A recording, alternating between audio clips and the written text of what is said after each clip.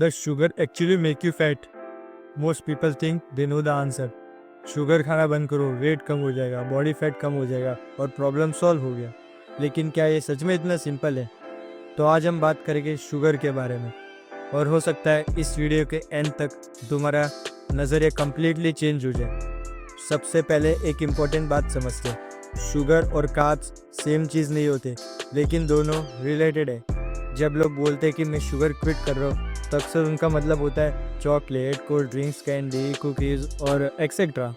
ये added sugars वाले food है। लेकिन एक प्रॉब्लम है, तुम शुगर को कम्प्लीटली क्विट कर ही नहीं सकते। कितना भी कुछ कर लो तुम क्विट कर ही नहीं सकते, क्योंकि फ्रूट में भी शुगर होता है, मिल्क में भी शुगर होता है। और जब बॉडी राइस, रोटी, ओट्स और दूसरे कार्बोहाइड्रेट्स को डाइजेस्ट करती, तो वो इवेंचुअली ग्लूकोज में कन्वर्ट हो जाती है।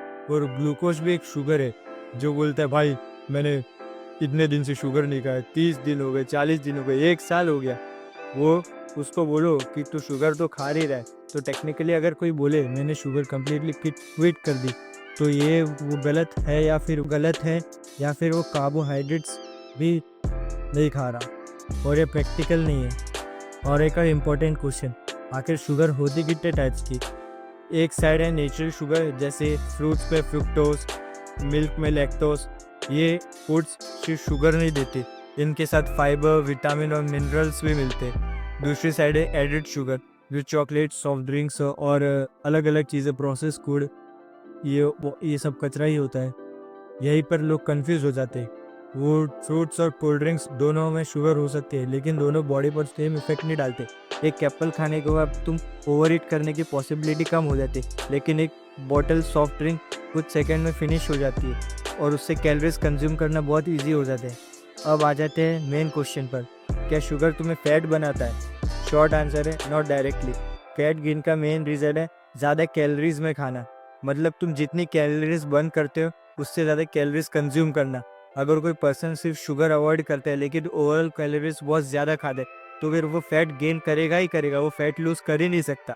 और अगर कोई पर्सन मॉडरेट शुगर भी कंज्यूम कर रहा है लेकिन कैलोरीज कंट्रोल में है, तो उसका फैट लूज़ हम ज़रूर होगा।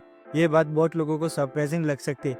अब इसका मतलब ये नहीं कि शुगर अनलिमिटेड अमाउंट में खा सकते हैं, बिल्कुल नहीं।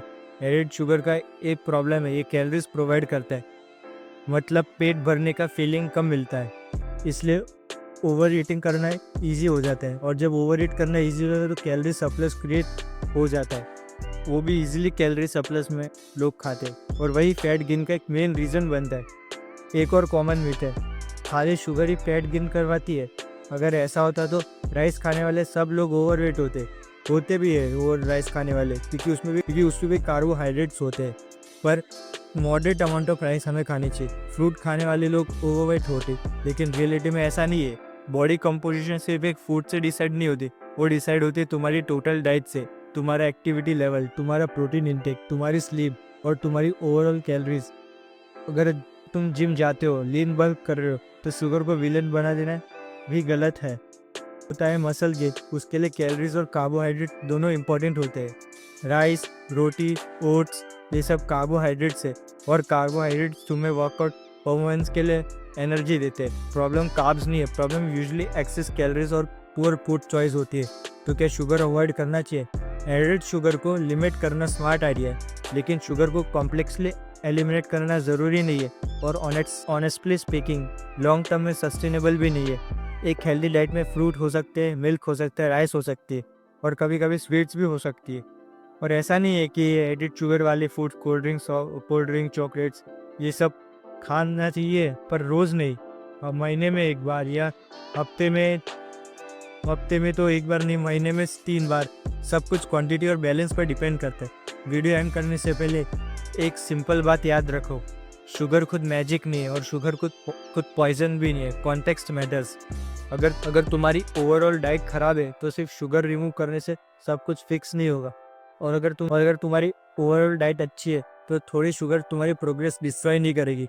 सो नेक्स्ट टाइम जब भी कोई बोले बस शुगर क्विट कर दो और लाइफ चेंज हो जाएगी, तो याद रखना फिटनेस और फैट लॉस उससे थोड़ा ज़्यादा कॉम्प्लिकेटेड है। The real question isn't let sugar make you fat, the real question is are you consistently eating more calories than your body needs. अगर तुम ज़्यादा कैलोरीज खाओगे तो तुम्हारा फैट गेन होगा। मान लो तुम बल्क पे चल रहे हो, मेरी तरह बल्क पे चल रहे हो, तो मसल गेन के साथ थोड़ा बहुत फैट गेन होगा, पर कैलोरीज काउंट करो तो फैट बहुत ही कम गेन होगा। ये मैं गलती कर चुका हूँ, पर मैं चाहता हूँ ये गलती तो कि वही चीज़ अल्टीमेटली डिसाइड करती कि तुम फैट गेन करोगे या लूज। हमारे पहले मेन गोल तो मसल गेन होना चाहिए। बस मिलते हैं अगली वीडियो में, तब तक के लिए goodbye. Thanks for watching.